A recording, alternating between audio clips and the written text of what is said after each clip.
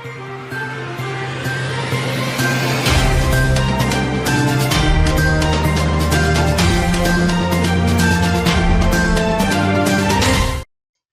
முக்கிய நிகழ்வுகள்.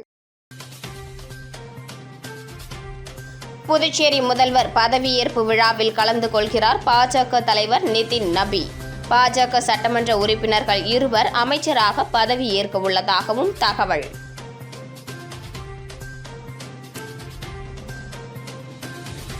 இடத்தகராறில் மூதாட்டிக்கு மிரட்டல், பாஜக முன்னாள் எம்எல்ஏ மீது வழக்கு பதிவு. புனித ஜெயராக்கினி அன்னை ஆலய தேர்பவனி, ஏராளமான கிறிஸ்தவர்கள் பங்கேற்பு.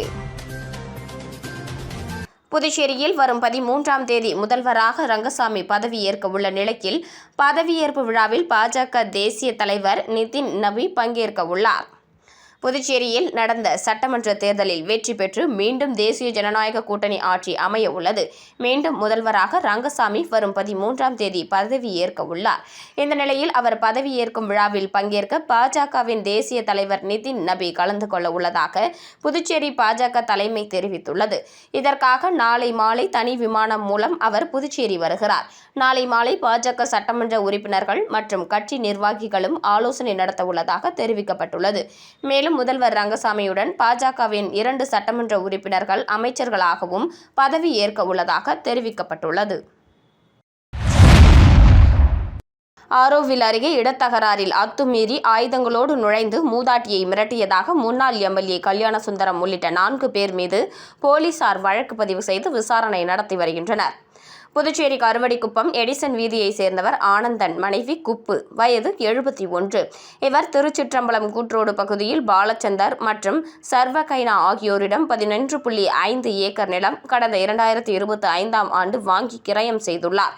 இந்த இடம் சம்பந்தமாக குப்பு குடும்பத்தினருக்கும் காலாப்பட்டு தொகுதி முன்னாள் பாஜக எம்எல்ஏ கல்யாணசுந்தரம் ஆகியோருக்கும் இடையே தகராறு இருந்து வந்துள்ளது.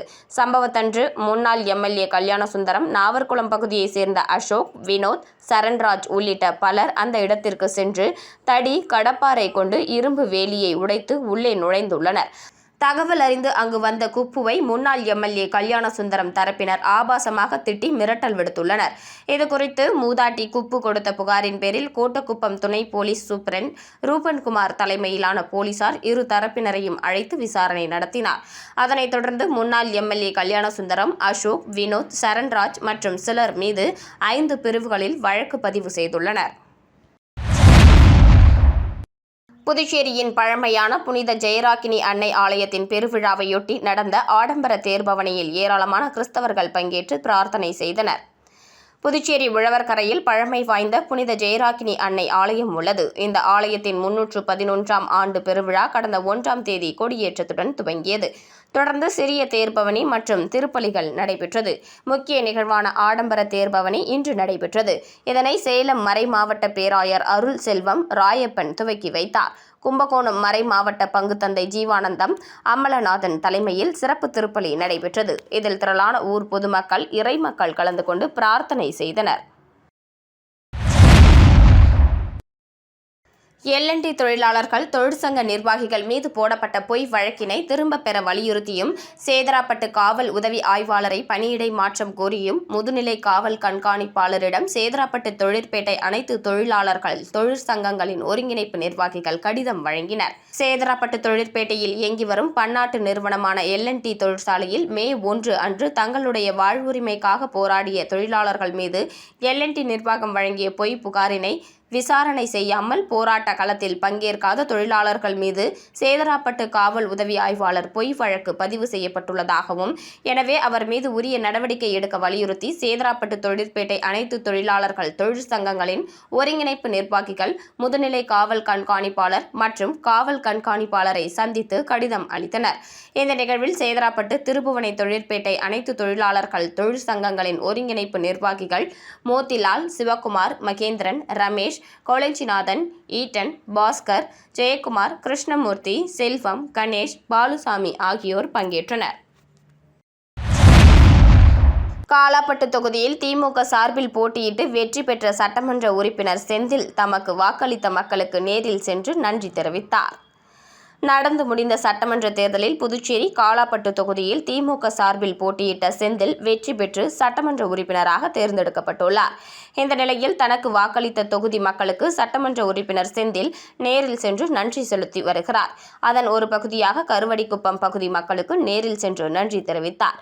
முன்னதாக சட்டமன்ற உறுப்பினர் செந்திலுக்கு பட்டாசுகள் வெடித்தும் ஆளுயர மாலை அணிவித்தும் அவரது தொண்டர்கள் மற்றும் அக்கட்சியினர் அவரை வரவேற்றனர். விளம்பர இடைவேளைக்கு பிறகு செய்திகள் தொடரும்.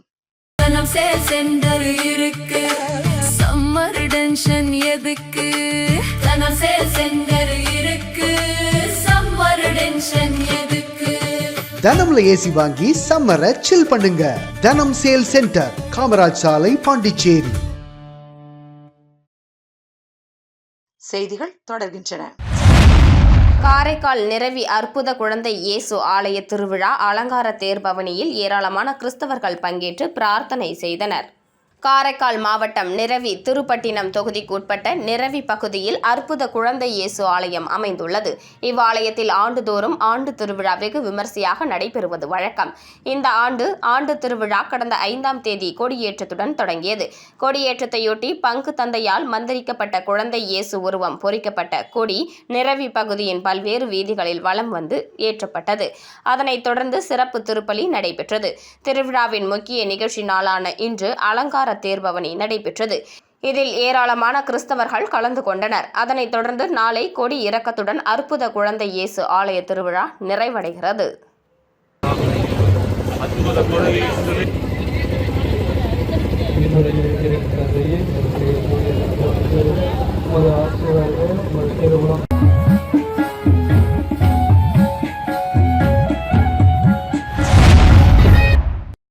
புதுச்சேரி மாநிலம் கரிக்கலாம்பாக்கம் SRK மேல்நிலைப்பள்ளி தொடர்ந்து 12ஆம் வகுப்பு பொதுத் தேர்வுகளில் சிறந்த மதிப்பெண்கள் பெறுவதோடு மட்டுமல்லாமல் தொடர்ந்து 100% தேர்ச்சி பெற்று நகர்ப்புற பள்ளிகளுக்கு இணையாக சாதனை புரிந்து வருகிறது. இந்த நிலையில் தற்பொழுது வெளியாகியுள்ள 12ஆம் வகுப்பு பொதுத் தேர்வில் SRK பள்ளியின் 48 மாணவர்களும் சிறந்த மதிப்பெண்களுடன் 100% தேர்ச்சி பெற்று மாணவன் கவின் 95% மதிப்பெண்களுடன் முதலிடத்தையும், மாணவி சாதனா 92% மதிப்பெண்களுடன் 2ஆம் இடத்தையும், மாணவன் மிதுன்ராஜ் மற்றும் பவானி ஸ்ரீ 87% மதிப்பெண்களுடன் 3ஆம் இடத்தையும் பிடித்தனர்.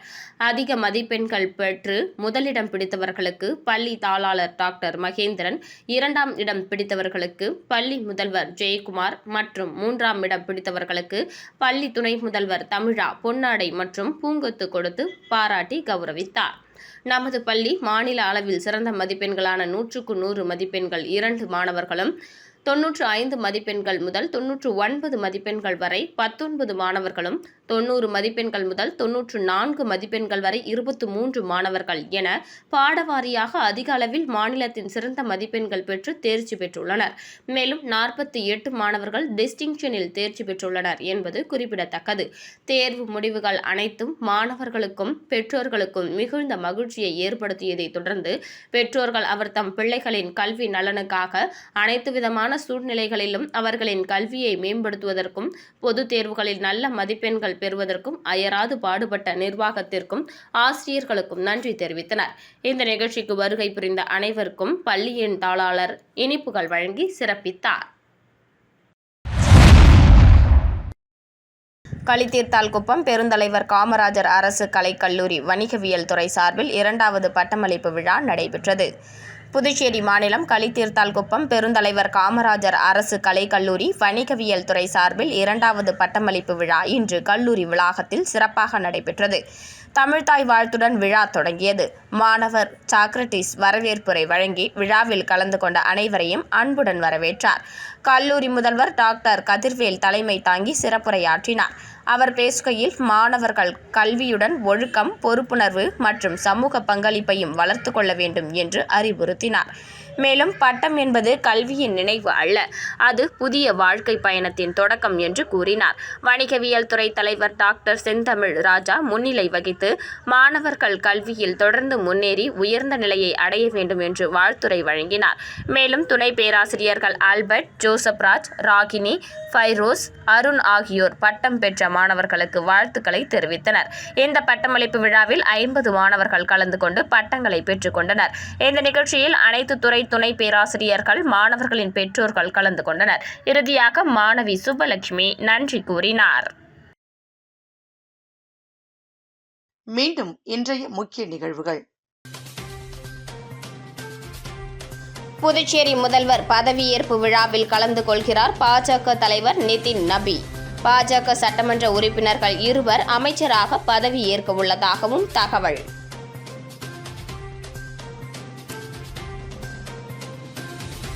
இடத்தகராறில் மூதாட்டிக்கு மிரட்டல், பாஜக முன்னாள் எம்எல்ஏ மீது வழக்கு பதிவு. புனித ஜெயராக்கினி அன்னை ஆலய தேர்பவனி, ஏராளமான கிறிஸ்தவர்கள் பங்கேற்பு.